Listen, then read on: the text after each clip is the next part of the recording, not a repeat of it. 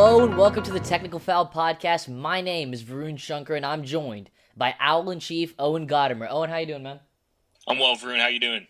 Pretty good. Warming up after that game we went to last Friday night. We're recording this on Monday night, so let's talk about that game. We both were at the Potomac Falls at Riverside game that ended with a 14-7 Potomac Falls victory. What are your initial takeaways from that game?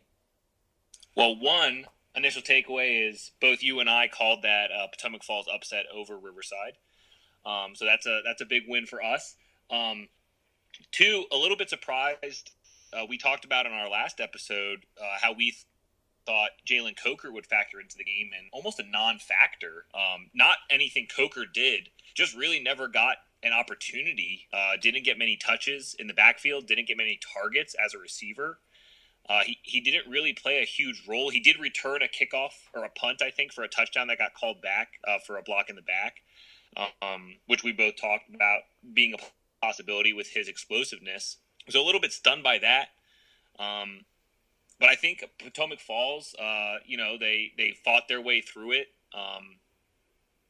and made it happen at the end, got the win, and they're going to get to play in a semifinal next week, or this week, against Stonebridge.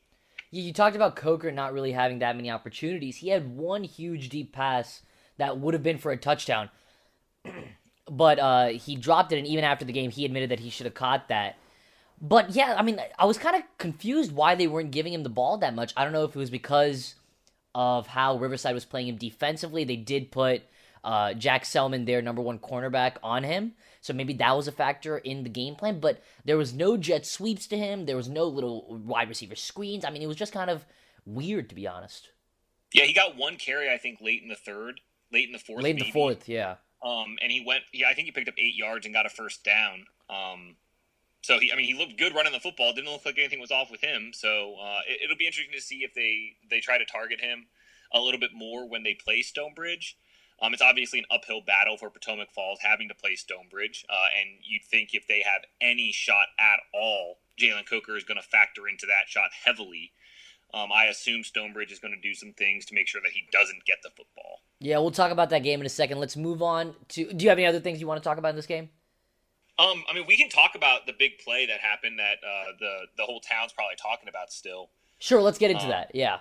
To set the scene for anyone who wasn't there, what happened was, near the end of the game, down 14-7, Riverside had the ball in their own territory, and they basically called for a double pass. They threw it, the quarterback threw it back to Selman on what looked like a wide receiver screen.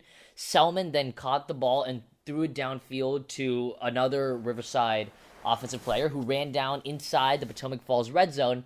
The play was then called back due to an illegal forward pass, as they called that. Both of the passes thrown by the Riverside players were forward, and that declared the play null, and then Riverside ended up losing the game, obviously.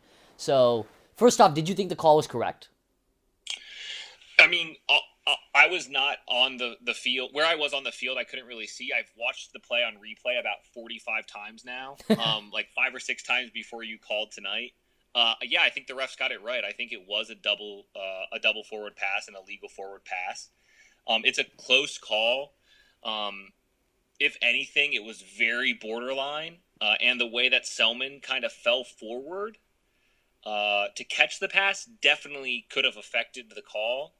It looked like the quarterback's back foot was on the 24-yard line. Selman caught it somewhere around the 24. Really hard to tell on the replay we have, but definitely not as egregious as a lot of people thought it was. No, yeah, it was definitely a very close play, and I'm not 100% sure. I've looked at, like you said, I've looked at it so many times, going frame by frame on the YouTube replay up on StatStream's account, but I haven't been able to really get a definitive ruling, a definitive angle that shows that Selman was behind, that it was a backwards pass. So I'm going to lean towards the referee, because if you look at where the referee that threw the flag was, he had great position to see exactly what the position of both players were. But my thing is, especially if it was supposed to be that close of a call, it seems kind of weird to, as a referee, I feel like you only call that if it's egregious. Yeah, I think that the flip side is they don't call that, and the Potomac Falls fans probably lose their mind. I mean, like I said, it was a borderline call. I think that Selman falling forward to catch the pass, it wasn't a great pass. I think that probably aided in the fact that the referee threw the flag.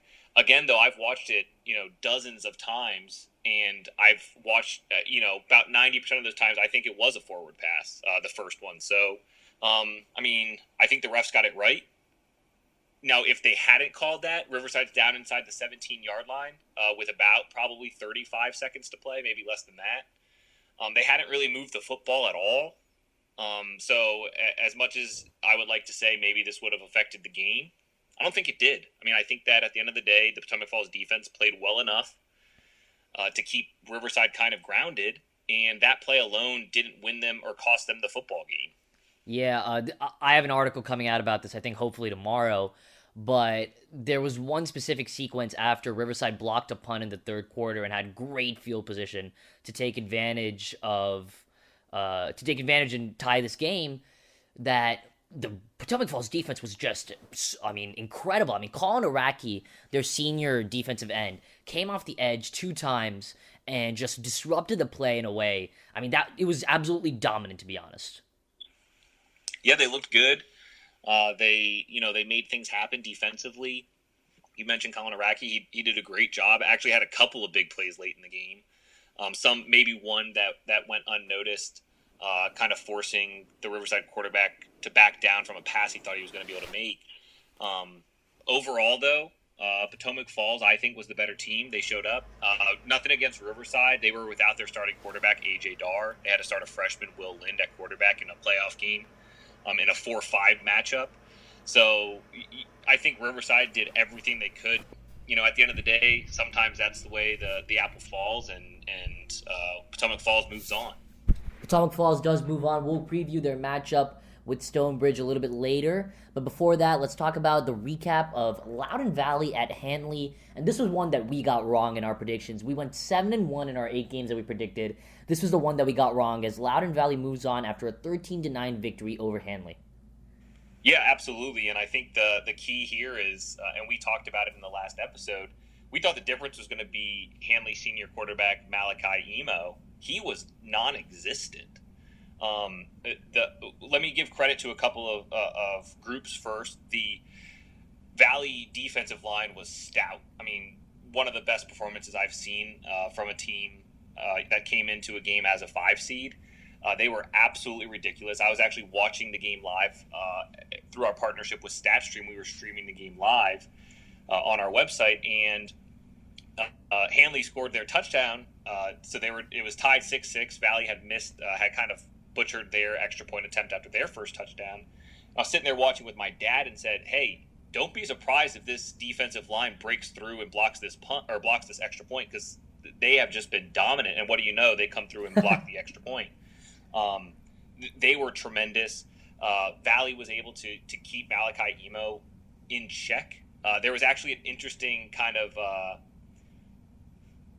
situation here that Hanley, late in the fourth quarter, attempted a double pass, similar to the Riverside Potomac Falls situation, had a guy wide open in the it would have been a touchdown, no doubt touchdown, no one within 10 or 15 yards of their receiver, and just dropped the pass wide open. It was just him in the grass between the end zone and where he was. And he dropped the pass, and ultimately what it came down to is Valley bullied their way into another score that ended up giving them the win. Yeah, they scored on a 4th and goal with under a minute left in the game. Obviously, a huge win for that program in a game that, we didn't expect them to win, and not many expected them to win. The next game, we're going to talk about Millbrook at Broad Run, the Spartans winning 34 to 26. Huge story coming out of this game. Mitch Griffiths did not play at all, and his availability for this Friday's game is unknown. His younger brother and backup quarterback, Brett Griffiths, played very well, putting up 34 points against a pretty good Millbrook defense. However, look, Millbrook scored 26, so this is a Broad Run defense that's been incredible this entire year, but against Millbrook, they look kind of mortal. Yeah, one thing that you'll notice when you watch these Northwestern District teams, which we don't get to see many more of this year because Loudoun basically took care of that. Liberty was the only team that escaped the quarterfinal from the Northwestern District. They're really offensive powers. I don't know if they play defense in the Northwestern District. That's, again, not to be offensive, but they put up ridiculous amounts of points. So someone scoring 26 points, not surprising. Against a broad run team, maybe a little bit more surprising that they were able to kind of do that or put that kind of damage up on the board. I don't think that it's broad run necessarily being mortal as much as it's, the Northwestern District knows how to score. Millbrook knows how to score. It's a testament to how Loudoun Valley played because Hanley didn't score. They scored a few, but didn't really score. It's interesting. It'll be interesting to see if Mitch Griffiths is available for the semifinal matchup. Brett Griffiths has done a great job filling in for him. 2 starts now for the sophomore, excuse me. And he's looked good in both of those starts. I'm interested to see if Mitch shows up. At the end of the day, though, even without Mitch Griffiths, Loudoun Valley, that's a tall hill to climb to get past Broad Run. They did hang around with them in the regular season, though. They did, yeah. We'll get to that preview in just a second. Before that, let's breeze through the rest of these recaps. Robert E. Lee loses to Briar Woods 35-0. Nothing really out of the ordinary. That's what we predicted. You have anything specific you want to talk about? No, that was kind of as expected. Cool to see Briar Woods get a playoff shutout. Yeah, that is pretty cool, yeah. Sharando at Tuscarora, 47-17. Huskies win. Again, expected result. The Gick brothers played great. Bryce Dukes, Matai Fitz. This is just a loaded team all around. Yeah, Bryce Duke and Ethan Gick, the running back and quarterback, combined for 329 yards on the ground, 6 touchdowns. They only carried the ball 35 times combined. They're basically averaging 10 yards a carry. That's incredible. What were you saying? 27 points in the third quarter for Tuscarora. It's a team. It's a little bit different for Tuscarora. They're used to putting teams away early. This team, if they get through Liberty, which I know we'll preview that, if they get through Liberty, though, that Broad Run Valley game, whoever wins that, they're going to have a battle. Tuscarora hung around with Broad Run early in the season, and they are just getting better every week. Yeah, they look, they're firing on all cylinders right now, and they're a scary matchup. They're peaking at the right time. John Champ at Freedom, they lost 60-6. Again, this was against one of the best teams in 6B. This was a good season for Champ nonetheless. They held their own in a really tough conference. That was also Tyler Savage's last game as a John Champ player. Yeah, this is, again, kind of as expected. The Knights kind of keep getting themselves into great playoff, making the playoffs every year. They're just, unfortunately, in one of the toughest regions in the state of Virginia and had a matchup with one of the best teams in the state. What happens.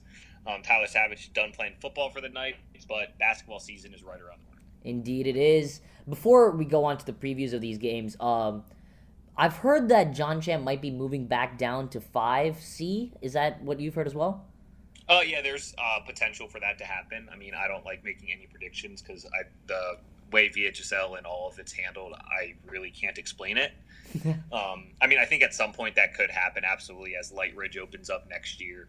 I think they're drawing kids from John Champ, so that could potentially happen. It won't be at least for another year, though, because we're on a 2-year or 4-year cycle with district alignments, and they'll realign after 2 years at the very least. So it'll at least be another year, unless something dramatically changes in the way VHSL handles alignments. All right, got you. Independence lost 42-6 at Goochland. They got into the last second of the playoffs, had an extremely tough matchup. Nothing out of the ordinary there. Anything specific about that game? No, great season for the Tigers, being able to sneak their way into the playoffs. Really a 10 seed in the region. But they found a way to get in, and that's a team that I believe will return every single player from their roster. Unless something goes wrong in terms of someone moving or whatnot. They will return every single player, and they put up big offensive numbers for a first-year school. I anticipate them to make a little bit more noise in 2020. Yeah, I think, that's a team that could, like you said, it's a team that could make noise. They're incredible offensively, man. They just put up points like no other. Stonebridge and Woodgrove both had byes this week, so they will not. They will play their first actions in round 2. So let's talk about round 2. Let's start with Briar Woods at Woodgrove. The last time these two played, Briar Woods shut out the Wolverines 28 to nothing. How does Woodgrove need to adjust their game plan to win this game? I really think that the adjustment just needs to come on them clicking offensively. I don't know that. I think that Briarwood's game early in the season, they were without Woodgrove was without Price Williams. I don't know if he's back. I know when Woodgrove played Stonebridge later on in the season, he was out, but I heard that he'd be making a return, and he's kind of their big weapon in terms of being able to run the football, catch passes. He's a guy that is going to be a handful if he's back against Briar Woods. I really think it's just about getting the things flowing in the passing game and in the running game. Brett Johnson, the quarterback at Woodgrove, has a tremendous arm. If they can get the running game going a little bit, that should help open some things up for him in the passing game. Again, if Price Williams is back, that's going to tremendously help the Wolverines. You did mention they got shut out 28-0. I do not anticipate Woodgrove getting shut out in the region semifinal. It'll be a good matchup. I actually have been wavering back and forth on this, and I don't know if I'll officially lock in a pick until Friday when I get there for the kickoff. Right now, I'm leaning a little bit towards Briar Woods. They're running hot. Woodgrove had an off week, which sometimes helps, sometimes hurts. But we'll see when we get to that game on Friday. I'll try to feel out the energy level and make that final decision for myself then. All right, yeah. I've been kind of riding the Briar Woods bandwagon this entire year. I saw them play against Riverside. Really loved watching Christian Green play. He's an exciting player, electric. I'm going to pick them against Woodgrove. I don't think it's going to be a 28-0 shutout. I think it's going to be a much closer game. But I think the the advantage of having beaten Woodgrove already will give them a needed boost to go inside a really hostile enemy territory and come out with a win. But the thing is, they've been really inconsistent all year, the Falcons have. They run hot and cold, like you said. Last game against Robert E. Lee was great, but before that they lost to Potomac Falls. And, it's a team that's really been up and down. It's going to be interesting to see how Coach Daniel Bruden tries to get some consistency out of his team. Yeah, absolutely. And you mentioned Christian Green. Expect him to be a difference and see if he can rally his team around Woodgrove for the second time this year. Next game is Loudoun Valley at Broad Run. Big question, obviously, is Mitch Griffiths going to be playing? We don't know yet. If he does play, it depends on how effective he's going to be with an injury. That's probably going to be lingering. Yeah, well, he played kind of with a banged-up leg against Stonebridge, and he was he did a fantastic job when it comes down to it. Dude was hobbling onto the field, scoring touchdowns against one of the best teams in Virginia State, a perennial power in Stonebridge.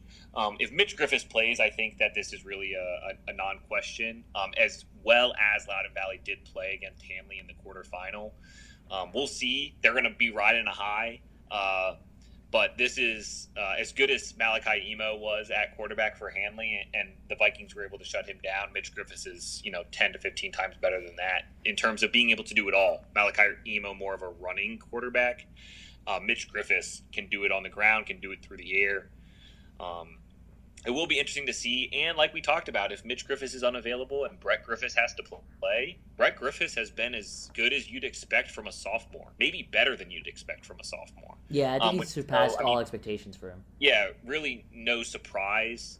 His last name is Griffiths, and kind of seen how that family has trended over the years. So it'll be an interesting matchup, especially because Valley hung around with them 28-14 in the regular season.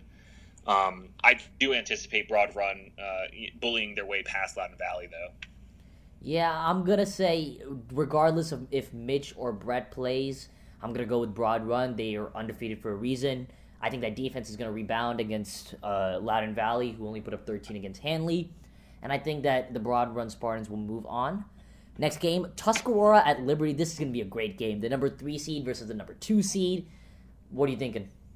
I'm actually going to go out a little bit on a limb here, and this might surprise some people, but I actually am thinking Tuscarora in a blowout. Wow. Tuscarora has continued to steamroll teams time and time again.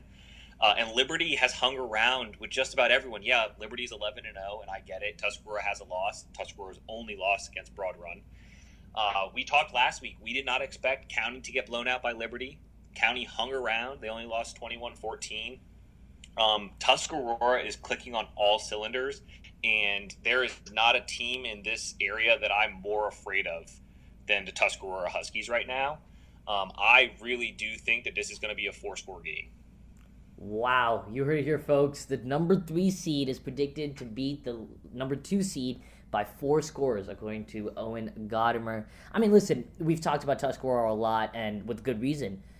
Other than Broad Run, I don't see... I mean, they're on par with Broad Run and Stonebridge and these other programs right now. I mean, the Gick brothers are, phenomenal. That defensive line with Gick, Matei Fitz, they just come... It's incredible. I feel bad for any quarterback that has to go against them. Yeah, Matei Fitz was just named the Dulles District Defensive Player of the Year. And what's scary is this probably the second best defensive lineman in the district is also on Tuscarora, Noah Gick. That's a scary team to play. Like we talked about, Bryce Duke and Ethan Gick, over 300 yards combined rushing on 35 carries last week, and 6 touchdowns. And Ethan Gick can throw the football. Maybe not as efficiently as Mitch Griffiths, but he is as elusive as they come, as elusive as I've seen. Maybe one guy over my last 5 years covering high school football that was more elusive than Ethan Gick at quarterback. So yeah, I really do anticipate the defense stepping up, the Tuscarora offense stepping up. Again, we talked about the Northwestern District isn't really known for the defensive prowess, and this Tuscarora offense is known for scoring touchdowns. So it would not surprise me at all if this game got ugly. Maybe not early, but if the game got ugly at some point, I would not be surprised. All right, last game here, Potomac Falls at Stonebridge. Listen, Potomac Falls has had a great season, but I don't see this being too tough a game for the Bulldogs. Yeah, this is probably the one game that most people are going to be on the same side about. Stonebridge, they have all the pieces they need. They're without their top receiver, Ty Felton, who's been out throughout the season, so they've had to adapt all season. They have the weapons offensively to put up scores. They'll feature 4 or 5 different guys carrying the football. Billy Wiles can throw the ball a mile. Jared Cole is maybe the quickest guy in Loudoun County. I think this is probably the one clear one this week. It would be cool to see Jalen Coker score a touchdown in his final game as a Panther. He's done so much. Leo Burns played great on Friday night against Riverside. It'd be cool to see those kind of guys that are heading out have a last hurrah. But, I anticipate Stonebridge rolling here. All right, there you got our picks. I've got Briar Woods, Broad Run, Tuscarora, and Stonebridge as our 4 picks. We went 7-1 last week. Let's see how we do this week. As always, folks, listen and watch the Technical Fowl podcast. Go check out our videos on YouTube. We'll have more interviews coming in the winter with Loudoun County's finest athletes. And then go check out LoCoSports for playoff coverage of football and more as we move into the winter season. Go check out my piece on the Riverside Potomac Falls game. That's LoCoSports.info. As always, I'm Varun Shankar at @byVarunShankar on Instagram and Twitter. He's at @BigO_Gotimer. Signing off. See you guys next time.